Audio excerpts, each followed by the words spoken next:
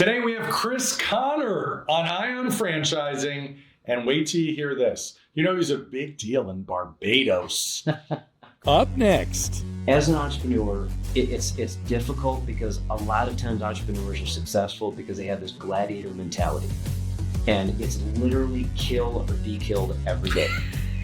What a process. And obviously, who better to help them than you? Talk about trends in franchising. What are you seeing today? Franchising can be for just about everyone. Chris, welcome to the show, my friend. Thank you. It's great to be here, man. You know, the show has been going for 3.5 years. You're one of my oldest friends in franchising.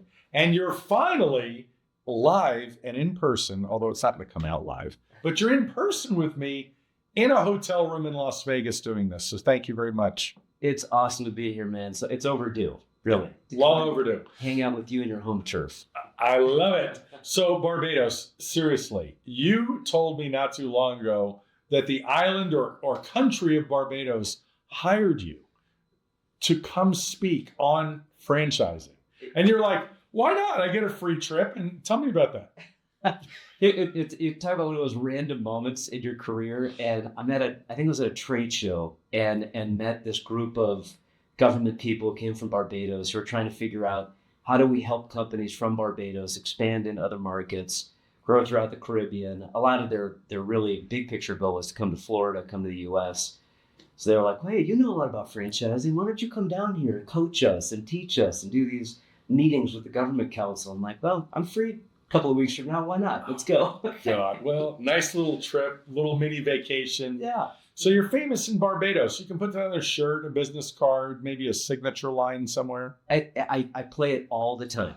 I have a T-shirt, business cards, the whole deal. Maybe even a mug.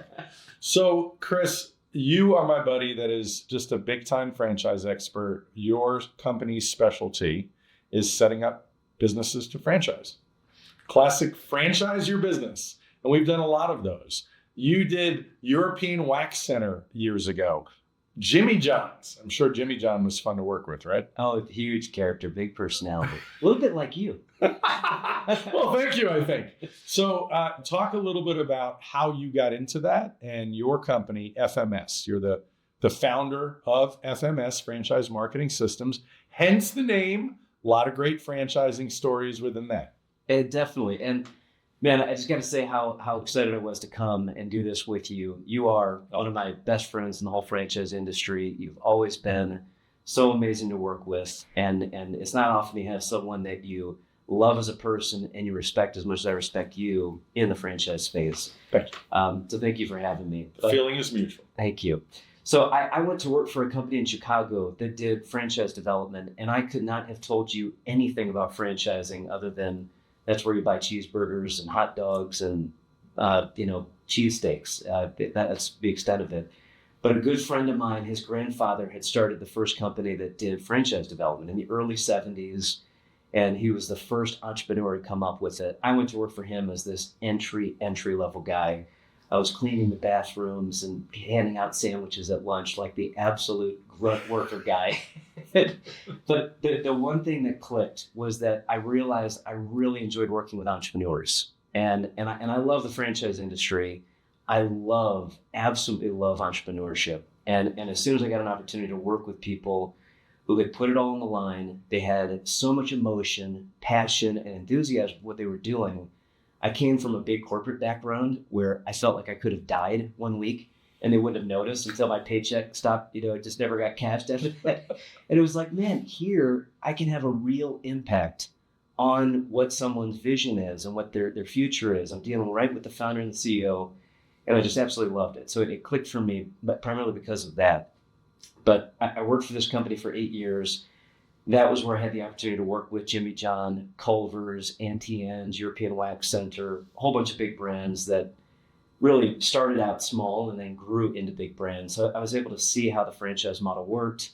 And 2008-9, before COVID, last recession, the place basically folded. So it was a kick in the butt that I needed to become an entrepreneur. And the reality is, I don't think I had entrepreneurial wiring.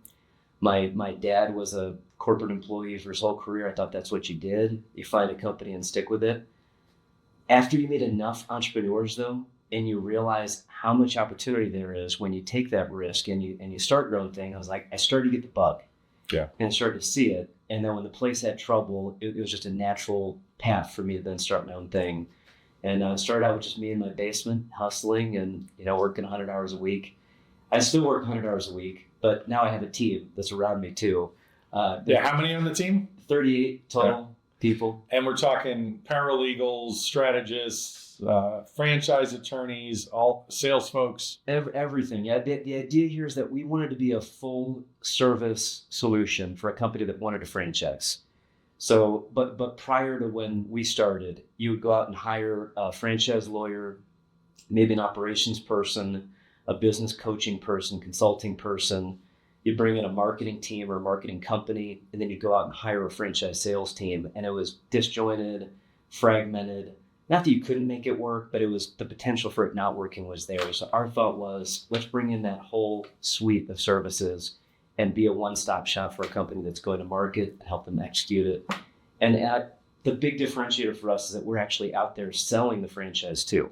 And that's what helped move the needle for a lot of these brands. And that's what I love about what you do at FMS. You're not just getting a franchise disclosure and a franchise agreement done, a pile of paperwork handed to you and said, you're told good luck and hope you sell some franchises. Obviously, when you take someone on, you believe that you can sell franchises for them. And once everything's set up, your sales team seamlessly takes over the process and starts to sell. That's the whole idea. And I don't even know that I knew that was what was going to happen when I started this.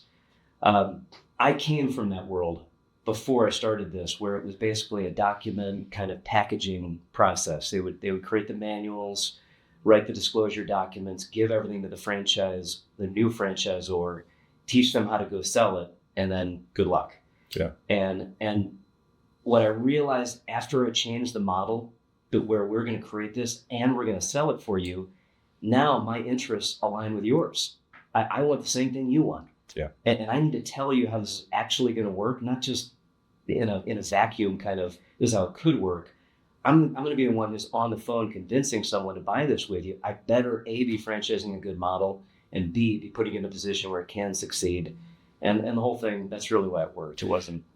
And you have some great sales folks, because I remember, I think it was November, just a couple of months ago, you sold like 60-something franchises in 1 month. Yeah.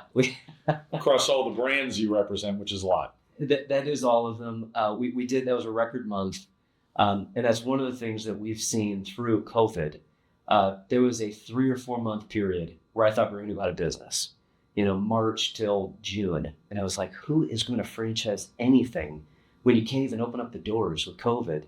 And then in July, it just turned the corner, and we now are 4 times bigger. We do 4 times the amount of deals than we did from 19 to now, because the market has just been flooded with entrepreneurs. Like COVID fed the franchise industry and fed the market. Amazing. So you, being in this forever, how do you know when somebody is the next Jimmy John or European Wax Center? What is the secret ingredient when you're listening to people tell their story about why they should franchise? Yeah. Well, and first off, I definitely should start by saying I do not have a crystal ball. What I can look at and what I can be a pretty good judge of is, can we get this system to 5 franchises? Can we take what you have and convince those first founding member franchisees to come in, sign on the dotted line, pay a fee, and take the leap? Because those people are taking the biggest risk in joining a new system, because there's no validation, there's no proof, there's no real buying power behind it yet. So they are taking a leap. When we first meet with a company, those are the kind of things that we're first looking at is, can we get to that stage 1? If we can get to that point, then the next step would be looking at 10, 15, 20 units. Then the next step would be looking at 50, 60, 70 units. So it definitely goes in like tiered plateaus of growth, like a step. And the first key is that we need to make sure that this thing makes money. If what you're doing does not have financials that we can present, we can show someone, we can help them understand, here's how this thing can earn you a good return on investment, and you can see the financial results that you want. We don't guarantee anything, but we need to have a prototype that we can use to showcase that. Then we look at systems. Then we look at the technology they have in place. How do they market to get customers? There's a whole checklist that we take them through. But the absolute most important thing is the entrepreneur themselves. And I've realized it over the years, you try to put everything in a textbook and like figure out charts and all the formulas and everything. So much of it comes down to the entrepreneur. Yeah. Do they have the big vision? Are they looking at things from a standpoint of scale? Are they willing to step out of the corporate operations and focus on this next level growth? And it's not easy because usually their income is coming from that corporate location, and they have to be willing to kind of pull away from that and focus over here, which isn't producing the revenue yet. But some of the best franchises that I've worked with on paper, I had other businesses that were better. I mean, the best example was Restoration One, which is a water, fire, mold remediation group. We started with him with one location. He was doing it out of his basement. I mean, as grassroots as you can get. He had 7 months in business total.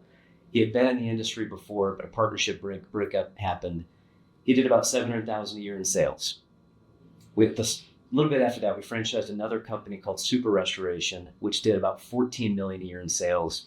30 years track record. Like, they knew more about this business in their pinky than anyone out there. So obviously they were going to be, you would think, an incredible franchise organization. You would think. You would think. Those guys sold one and quit. This guy sold 330 and sold the whole thing for over $200 million. And there were a lot of moments where it was tough. You had to work through things. You had to put more money into marketing it, hiring the right people, all that stuff. But his vision never swayed from, I want to scale it.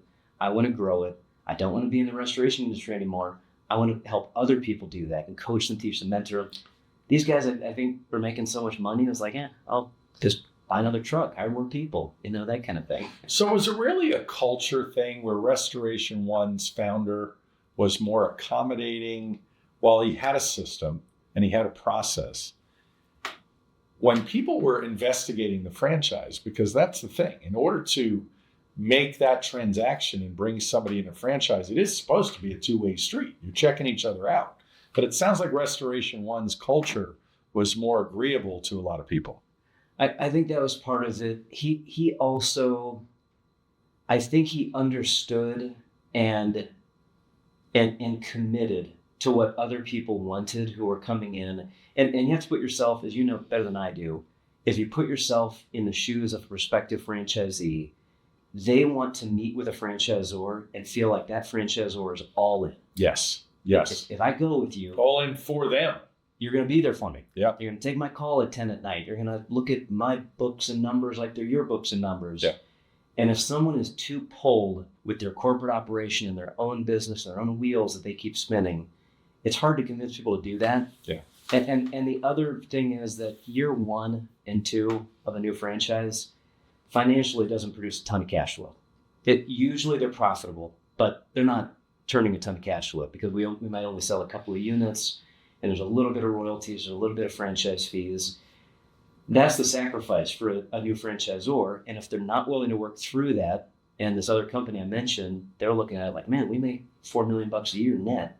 We can just hire some more guys and we'll see where the net come in off another truck. This guy was willing to sacrifice that, willing to stick with it, and in the end paid off for him. And I think that's a big part of it. So sacrifice, and then you have the payoff at the end. Yeah. We were talking about a brand that sold for over 30 times EBITDA, or 30 times cash flow. Yeah. Was the exit. So for people listening that own an independent business and they're wondering, Chris, why should I franchise my independent business? And the answer is? That this would be one of those things that you kind of only know if you're in private equity or in the franchise industry. But we always hear about these huge exits in software, in pharmaceutical, and like these really kind of elusive industries when you're an entrepreneur. What franchising does is makes a traditionally not scalable business and turns it into one that is scalable. What you're doing when you franchise is you're selling your intellectual property, your know-how, your brand. You're not having to hire more people necessarily. You are, but not to the extent that you would if you're growing your company-owned growth.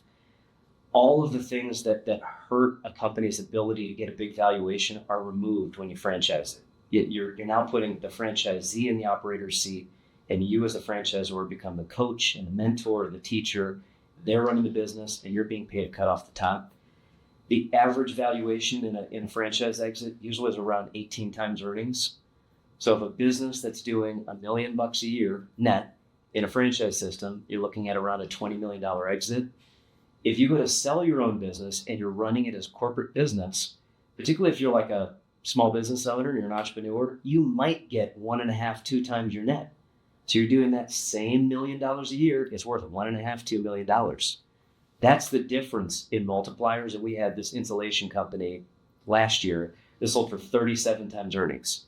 Now, that's through the roof. But the point is, when you franchise, you absolutely create a vehicle that can allow you to, at some point, consider an exit.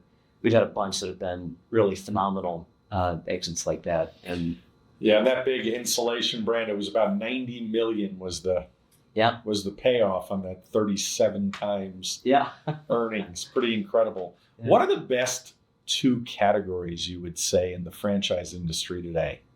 You know, it's so interesting because I've done this for 25 years now, where I've seen so many of these different trends and like ups and downs in the market. And when I first got into this in the early 2000s, it was what you would think maybe quick service restaurants, frozen yogurt, eBay drop-off stores, if you remember those. It was like very retail, brick and mortar. Then you had the financial crisis, 2007 and 8. You saw those kind of dip because people couldn't get funding anymore for it. We saw an uptick in service models then, and then retail and restaurants came back. And then through COVID, service models blew it out of the water. In the last 4 or 5 years, we've seen things like painting, janitorial, restoration, roofing, landscaping absolutely take off. So home services, cleaning, things like that. Commercial cleaning, residential cleaning. Which not long ago were kind of like the redheaded stepchild of franchising. It's like, yeah, they're good businesses, but now they're the absolute poster child. Yeah. Everyone wants a piece. The private equity firms are investing in them. It's like that has been the push. I think you'll see it come back to retail. In the last 2 years in particular, we've definitely seen some like dessert concepts, boba tea, which has absolutely exploded in certain markets. We've done really well in that category. So I think you're going to see more of that. Right now, the biggest obstacles, though, are labor, cost of construction, access to capital because interest rates are higher. So I think that traditional, big footprint, full service restaurant model, it's tough. I mean, right now, it's really tough because you're moving against the flow of the market. It's just you're facing so many obstacles. But that stuff will change. I mean, eventually labor will get easier to work with, and they'll have better processes, and that market might come back. But so as you know, I've owned restaurant franchises like Krispy Kreme and Wingstop.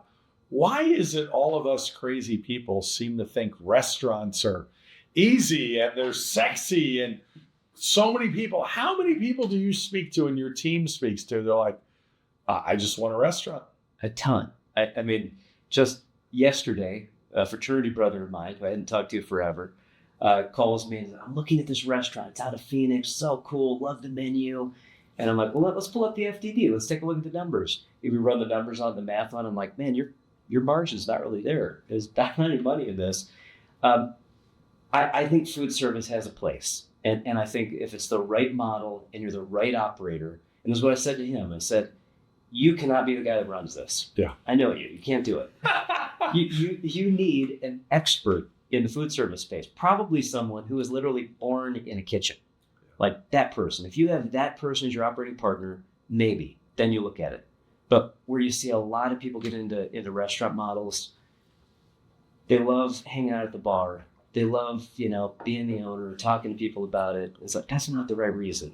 It is an amazing community business because if you get into an air conditioning franchise or a power washing franchise, your family doesn't get to see you in action. Right. Everybody gets to see you in the dining room of your quick serve restaurant or smoothie shop or whatever it might be. So I guess I can understand why it's sexy, but you can make a lot more money a lot easier in home services or cleaning. It's just very unsexy.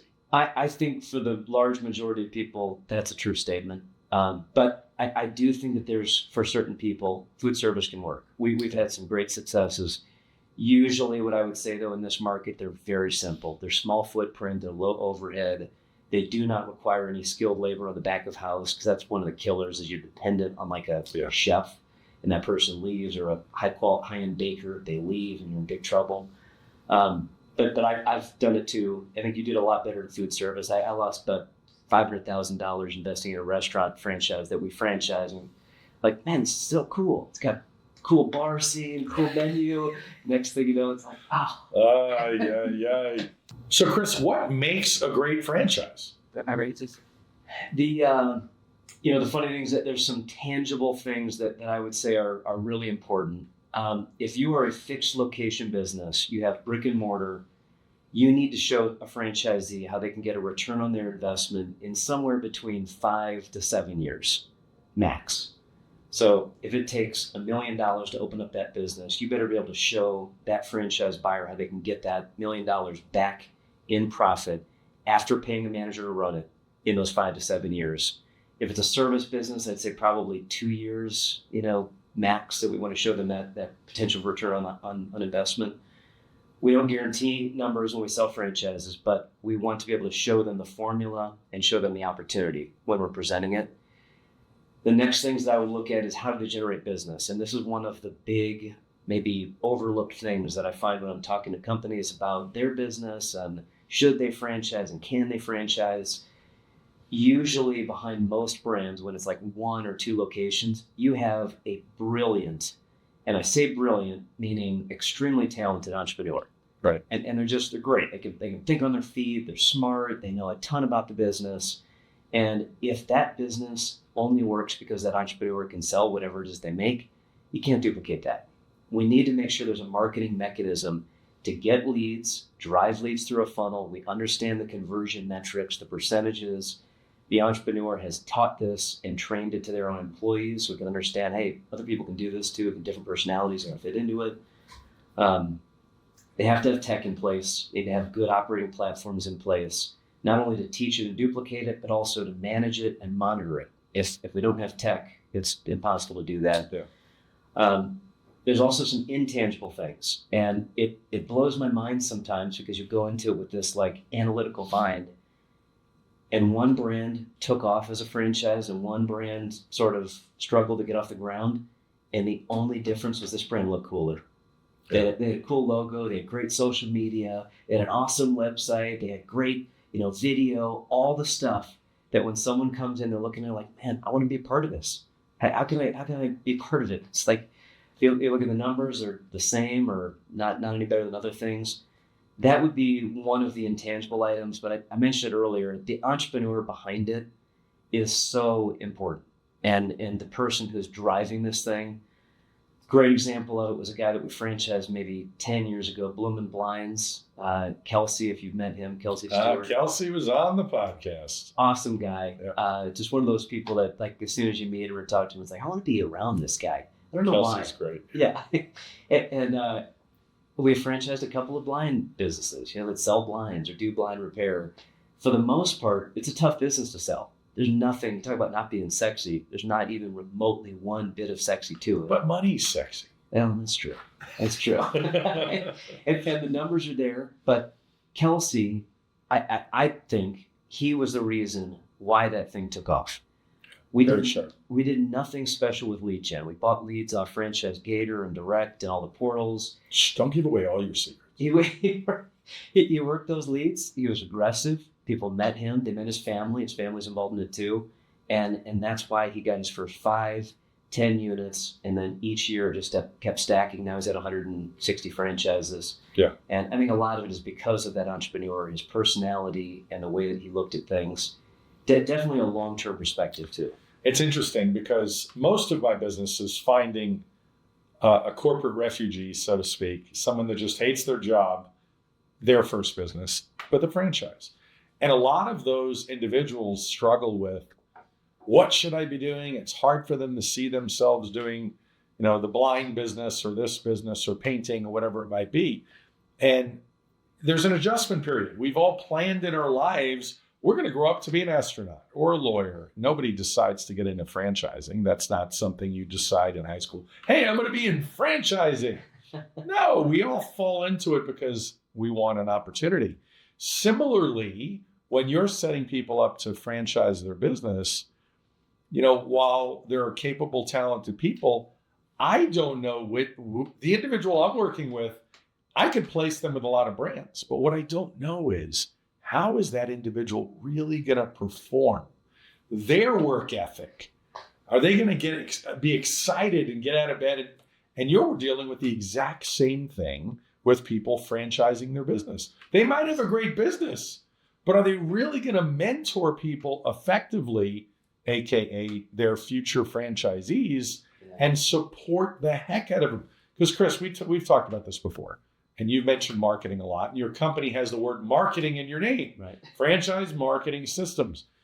People get into franchises because they're going to get a blueprint, a playbook, they're going to get support, and they're going to get great marketing. Yeah. So how do you make sure, is there a litmus test for you in the early stages? Are you listening for, okay, they don't really have any money and it doesn't seem like they're dedicating to support future franchisees? You failed. I failed this test when I first started FMS. And I think when you first start, you may be more desperate to, like, anyone who will work with me. It's like, oh, please, I need clients. I need to have people to work with me. Yeah. And it took going through that with companies and clients that were not a good fit for franchising. And there's a couple of traits that I'd say I've realized from having done this with the wrong companies and the wrong entrepreneurs. And it's not that they're bad people or anything wrong with them. It's just franchising was not a fit. And one sort of theory or thesis that I wrote about this whole thing was, as an entrepreneur, it's difficult because a lot of times entrepreneurs are successful because they have this gladiator mentality, and it's literally kill or be killed every day. I love that. Swinging the sword, chopping with the axes, whatever it is. And now you get into franchising, and you've got someone who is looking to you for direction, both from a business standpoint, from an emotional standpoint. They need nurturing, they need patience, and that's not naturally a skill set for a lot of entrepreneurs. So I found that to be a tough thing with some of them. And now that I've done this long enough where I'm like, okay, man, this isn't a good fit for you.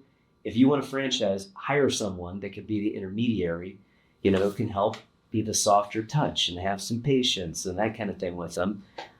That was one thing. The other thing that I found too is that when you first franchise your business, 99% of what you're doing is selling. You as the entrepreneur have to be comfortable selling a strategic sale.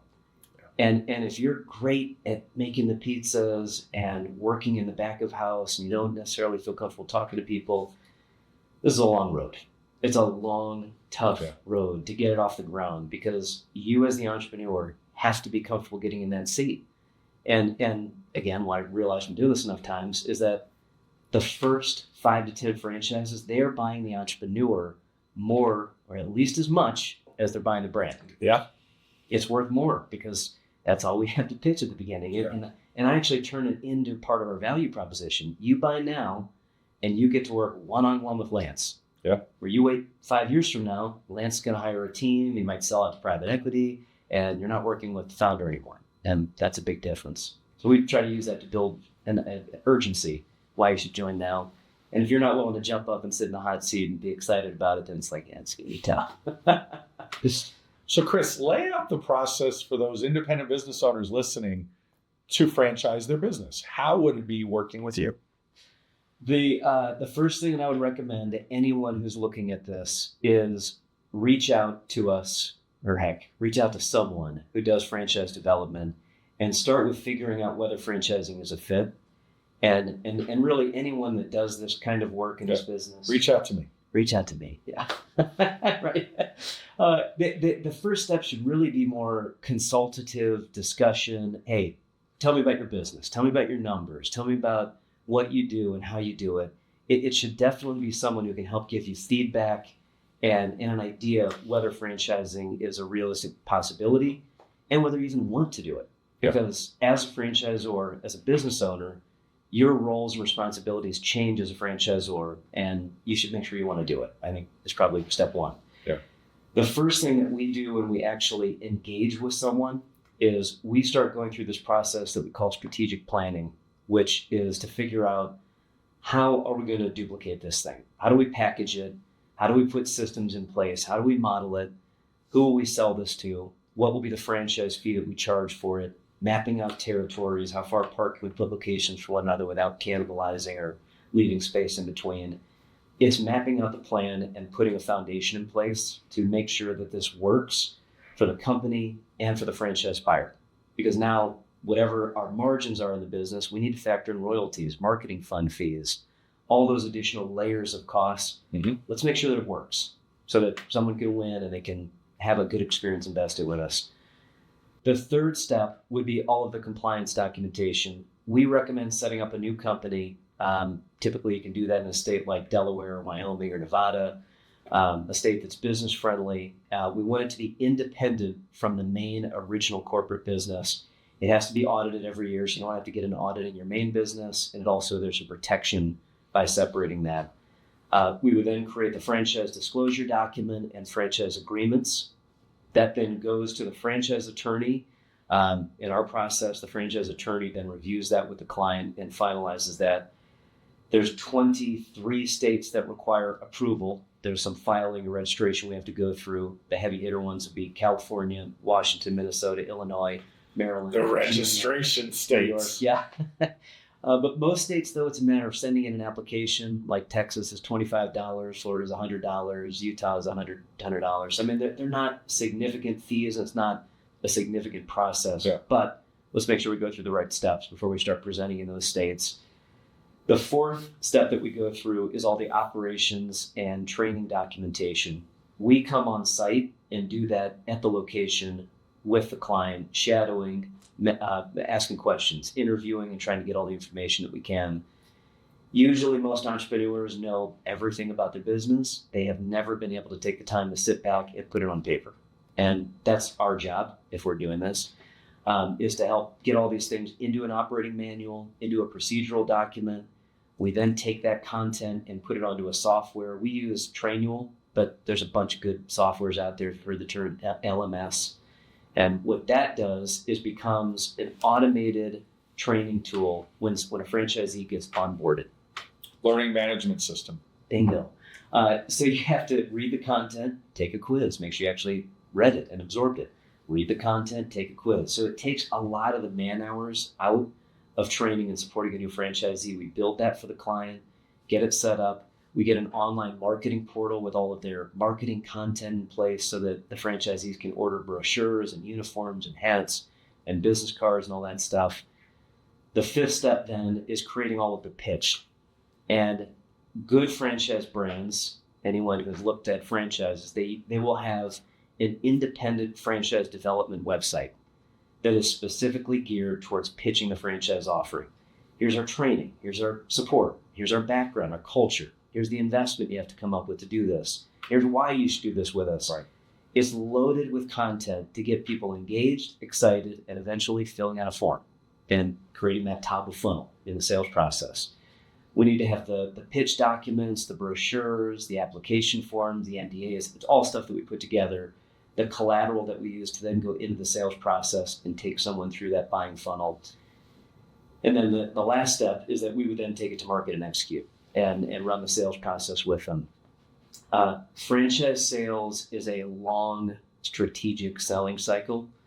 That's another thing that as a new franchisor, someone has to get used to because they're probably used to a pretty quick transaction. Yeah. Compared to this. I mean, we might be looking in 6 months. We've had some that took 2-3 years. I know you have too. Yes. And it makes sense. I mean, they're making a life change. They had to figure out where they're going to get the money. They had to convince their husband or wife to do it. They had to leave a job.